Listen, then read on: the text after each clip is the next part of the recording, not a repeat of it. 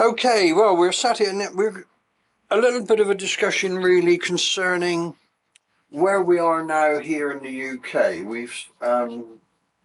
We know we've got major problems coming with regards to cost of living for our community. We know that fuel and heating will be a problem coming into the winter. We're in the midst of a campaign for various people to put themselves forward as the next Prime Minister.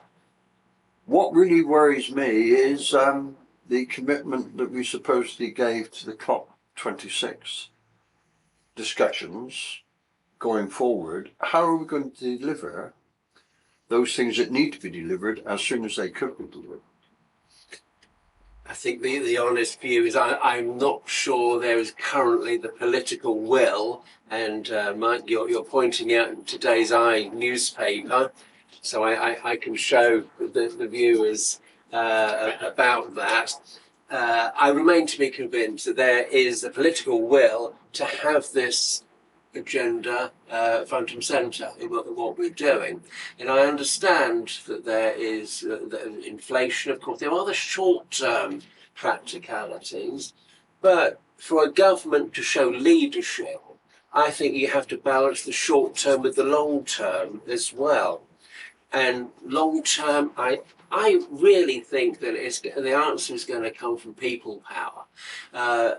People showing leadership within their communities. What sort of up with this we will not put? Well, this is it. And let's get back to PV panels, because PV panels, to my view, answer a lot of aspects of climate justice, but also income as well. The other day, this single domestic PV panel in the centre of Felixstowe earned over £10 a day. Does it really? For their right. That's just one day. That was a sunny day. But for people to earn money day in, day out, 7 days a week because of the summer weather, to have that income, and everybody is looking for additional income, I think it's a contribution. It's a very significant contribution as well. Indeed.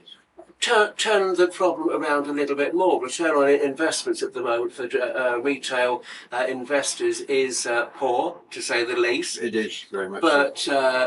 I know that central Felixstowe PV panel cost just a whisker under £12,000 to install. Right. Those people have now received almost £20,000 in income. Oh, well, that's since July 2011 until now. Right. That's a good return on investment. Even if you favour financial return over the environmental impact of PV panels, I think it makes sense. To me, PV panels are a major contribution, both environmentally, cutting down CO2 emissions, but also as a contribution to domestic income as well. Because one of the myths about PV panels is that they only work on sunny days. It's not true. They work on bright days. Today is bright and cloudy. And I'd be very interested to know how much income or how much CO2 has been saved on a bright, cloudy and dry day. Quite an amount. Yeah. So it all helps out. So can you explain to me, we have, living here on the coast, we have the wind. Yeah. We put the wind turbines out in the sea because of the level of complaint by a number of people that they didn't like them on shore. So they've gone offshore more expensively, but that's where they've gone. We've got, as you say, the PV panels. We have tide, do we not, hitting the foreshore. We have rivers. I look at that wonderful mill up at Woodbridge. Yes, now that's been there since medieval times. This is true. And what it does, dear viewer, it captures the water when the tide runs up the river. When the tide is gone out, it releases that water through the mill to turn the grinding wheels and do your corn.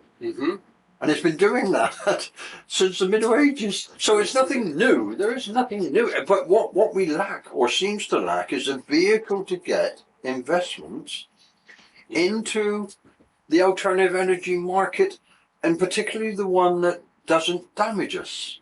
This is it. Does it? And there is no byproduct at the end that will be dangerous to the community for literally thousands of years. You can avoid that. Well, this is it. I think any energy strategy has to have a mix. I think that's undeniable. Perhaps this is not the place to debate the elements of that mix, particularly in a modern industrial economy, what has to come first. But within that overall mix, I think that you're absolutely right, the wind and other sustainable issues. My favourite of PV panels, not just on homes, but as I was saying in the previous film, on schools, businesses, everywhere. Public buildings. I'd like to see local councils showing some leadership and putting PV panels on their roofs. I'm amazed they haven't, actually. Well, because they built, they're in a new headquarters in Melton.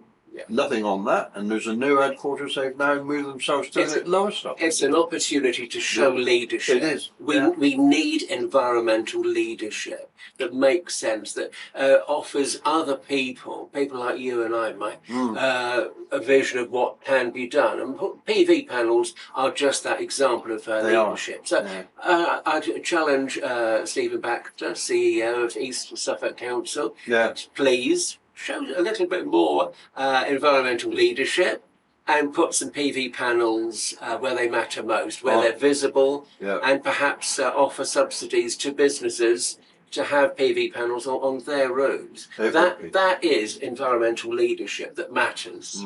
Now, one thing that is of concern is we've yet to find a efficient, affordable way of storing the surplus when the sun is shining and the wind is blowing very strongly, so that when it isn't, we've stored enough energy so that we can actually keep the system running. Now, I remember as a child when they did that wonderful creation, I think somewhere in Wales, where they pump water to the top of the hill, and when there ain't or a big demand in energy, they can release the water from the top of the hill through the turbines, and you've got your peak demand met safely and efficiency. We probably need something better than that. I mean, one would assume there's no reason at all why you shouldn't have a heat storage system in your own home, using your panels, using whatever, that when it is cold in the winter, rather than paying very expensive electricity costs, you could utilize that to actually regenerate and warm. There needs to be something there for the citizen, that they can actually perhaps take a bit more control of the things they rely on to actually have a decent life. This is it. There's all sorts of new technologies coming out, and I think it's for each of us to do a bit of research and to find out what works for us. So there are options of greater insulation. I know that isn't storage, but insulation does help. Well, if you can reduce demand, which sure. I mean, I don't want to turn this political, but Paddy Ashdown, you may have heard of him, many years ago, at least 30 years ago, said when we had high level of unemployment, one thing that he proposed was, why don't we use an awful lot of these folks who are on the unemployment register to fit retrospectively thermal installation into our homes. That was 30 years ago, and we still haven't actually done it. I know. So I just sort of wonder, you know, I know they're not really, what's the word, very pretty or what word would you use? Aesthetic? Well, the fact that some folks only want to take up schemes that have got a lot of pizzazz and, you know, they're sort of very celebratory or something. But you know, steady and solid are the things you need to be doing, and we should have been. We should have already reduced demand. Sustainable. We need sustainable, don't we? We have to think long term here. This is a massive problem.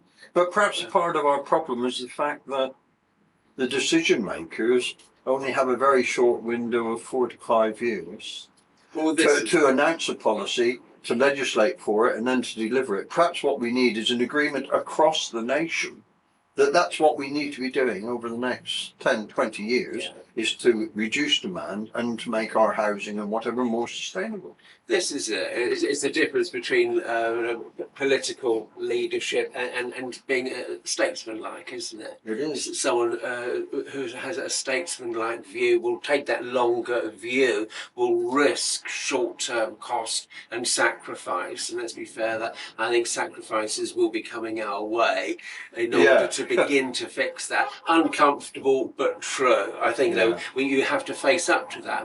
We've dug ourselves into such a big hole here that the getting out of this big hole will be uncomfortable. That's something that we're facing. Can you explain to me why is it that we are giving planning consent to new developments in our immediate neighbourhood that doesn't have any solar panels, doesn't have any dirty water reuse, doesn't actually orientate itself east-west so it can make best use of the sun that does exist?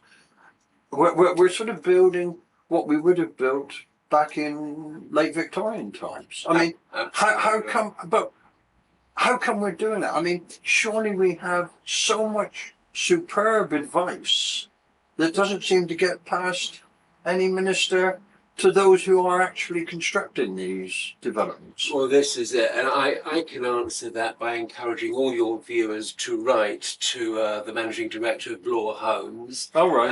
And Mike, I can explain to your viewers, Mike passed me this map of the new development just outside Ascot Drive, and where the Tesco development was going to be. I'm going to encourage all your viewers to take a few moments to write to the managing director of Bloor Homes and just to ask those questions, and be more specific on behalf of Felix Davis Community Nature Reserve to say, please install hedgehog tunnels between fences, between properties, to allow hedgehogs to walk around this area, so simply that we do not lose our local hedgehog populations. And when you do plant trees, when Bloor Homes do plant trees, can they have people to maintain those trees, keep them watered, to make sure that they are as healthy as possible? It is not enough simply to plant trees and leave them alone, because what's going to happen is that those trees will die. They will die of neglect. So we need some joined up thinking. And rather than just watching this film and tut-tutting, I'm going to encourage some community activity. That if you could go online to find Bloor Homes, to find the email address of them. It's very easy to find managing directors' email addresses, and politely, appropriately, and respectfully ask those pointed questions. Can we have some consideration for hedgehogs? Can we have consideration for other wildlife? And tree planting is a brilliant way of supporting wildlife. Hundreds of different species of insect are supported by trees, and we all know that populations of insects are plummeting. You can put that idea to the test. Many of your viewers will remember when they were children, all the splatters, the windscreen, absolutely. But now when you go for a drive in the countryside, where are those splatters? And that's a very unscientific way of showing that our insect populations are declining fast. Without insects, we are in serious trouble, aren't we? Yeah, sure. So trees are a wonderful way of, not completely, but stepping towards replenishing those insect populations. But there's a very strange thing in that particular development. It's called a linear park, and basically what it seems to be a green sward beside the main through road of this particular development. Now, it is not practical that young people could play football or cricket or whatever there. I mean, that cannot happen. It's not a big enough space. But surely the COVID pandemic showed us the great need that people have for the countryside, for being out in greenery, to have some space outside of a house. Yeah. And what amazes me is you're getting developments which is effectively cramming and cramming and cramming. Yes. That really isn't surely what communities need to have a quality lifestyle. That's right, and also it's not what local wildlife need either. No. Because we share our town with wildlife. That's an indisputable fact. So all these development issues, yes, they are about people, they are about human communities, but I think they're also about wildlife communities as well. We should balance our concern, or law homes should balance their concern for their shareholders and their profit. And I can understand every business wants to make a profit. I get that, and that's indisputable. I'm not challenging that view at all. What I am saying is just take a bigger picture. Appreciate what every primary school child will tell you, that we share our town with wildlife, we share our nation and our planet with wildlife. So in the spirit of joined up thinking, can we have some consideration for that view? Excellent. Well, thank you, young man. Okay, And we'll see you the next time. all right. Bye for now.